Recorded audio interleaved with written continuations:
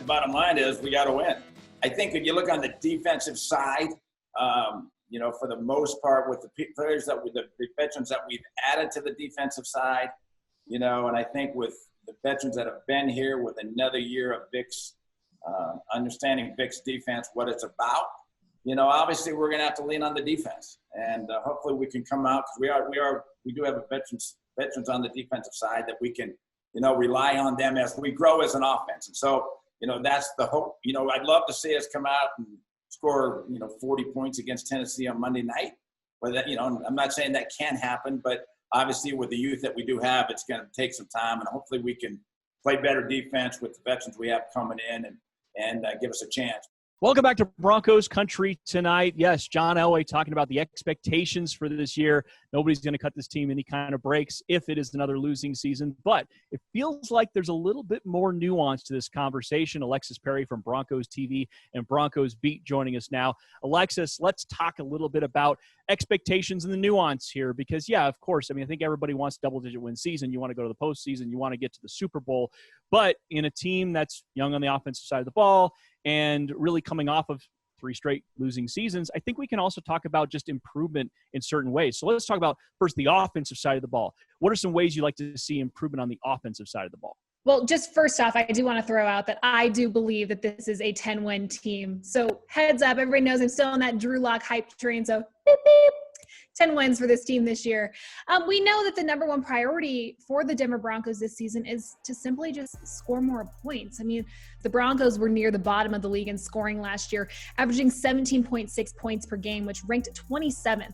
If they can improve by scoring a touchdown more a game, so rack up somewhere around 24 points per game, that will be a huge step in the right direction for the Broncos. I think you guys remember in Drew Lock's 4 wins last year, so that means we're leaving out that Kansas City Blizzard game, the Broncos offense averaged 26 points per game. So if they can do that for an entire season, not just a handful of games, I think 2020 will be considered a successful season, no matter what the record ends up being. Yeah, I really like that. And, Ben, scoring seems like the biggest one, especially on the offensive side of the ball. Even Von Miller during the offseason pointed out, hey, if you want to beat the Chiefs, you're going to have to score more points on the offensive side of the ball. So for you, that line up for you to make it a successful season regardless of wins or losses on the offense?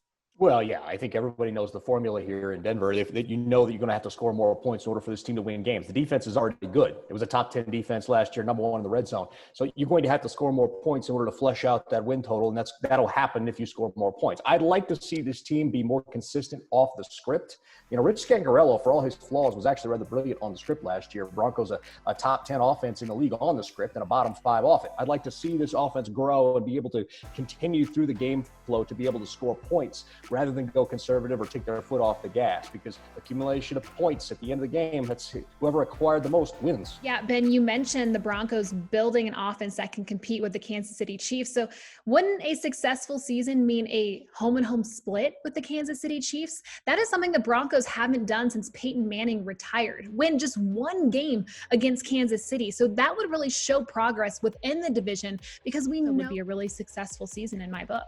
Yeah, as Ryan and I were talking about last night on the radio show, it's it's a situation where you've gone so long without beating Andy Reid that there's a psychological component to it. You're going to have to come out. You need to do that. You need to be competitive. You need to beat the Chiefs. Prove you can do it, and that's the next step to taking this division. Okay, so we were talking about the offense. Let's just for a moment talk about the defense.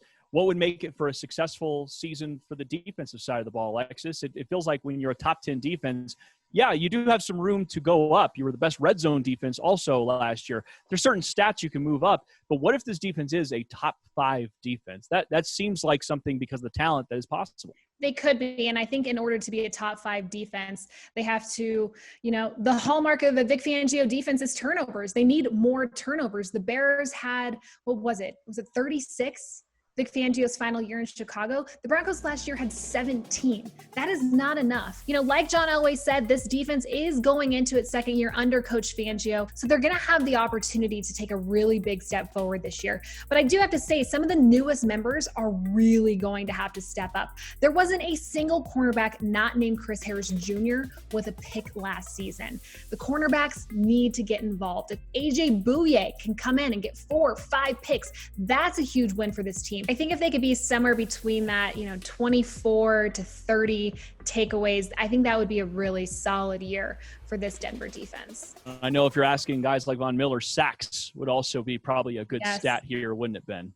Well, yeah. I mean, the Vic Fangio defense typically doesn't get as many sacks as some of the others that we're used to. Wade Phillips is a sack generator defense. Vance Joseph, same thing. Vic Fangio is, as Alexis pointed out, tends to generate turnovers. And when you don't have those, you don't getting those extra opportunities for the offense to be able to score. You're not taking points off the board for opposing offenses. So, I think that is the key. I really think that generating more turnovers and having a focus on forcing turnovers, getting that pressure to the quarterback and forcing them to make bad throws is really what this team needs.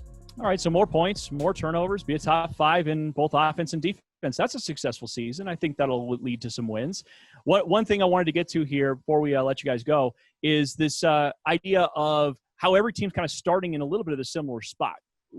Every team didn't have an offseason. Every team doesn't have preseason to get tuned up. Is there maybe a little bit of an advantage for the Broncos since they are a young offense and they haven't really seen all these guys working together? Or maybe people are expecting Vic Fangio's defense. Some people maybe are expecting them to step back. What do you think, Alexis? Yeah, I think a lot of people think that they know Pat Shurmur's offense.